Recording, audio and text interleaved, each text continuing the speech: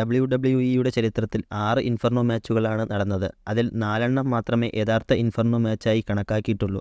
ബാക്കി 2 ഇൻഫെർണോ മാച്ചുമായും നേരിയ സാമ്യമുള്ളവയാണ്. അത് ഏതൊക്കെയെന്ന് നോക്കാം. WWE ചരിത്രത്തിൽ നടക്കുന്ന ആദ്യ ഇൻഫെർണോ മാച്ച് 1998 അണ്ടർടേക്കറും കെയ്നും തമ്മിലാണ്. 1998 നടന്ന അൺഫർഗീവൻ എന്ന പേപ്പർ വ്യൂവിലാണ് ഈ മത്സരം നടക്കുന്നത്.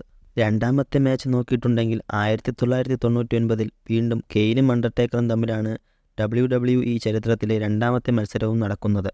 റോ ഈസ് വാർ എന്ന പരിപാടിയിലാണ് മത്സരം നടന്നത്. പിന്നീട് മൂന്നാമതായി നോക്കിയിട്ടുണ്ടെങ്കിൽ അതേ വർഷം 1999 നടന്ന സ്മാക്ക് ഡൗൺ എപ്പിസോഡിൽ ട്രിപ്പിൾ എച്ചും കെയ്നും തമ്മിലാണ് മൂന്നാമത്തെ മാച്ച് നടക്കുന്നത്.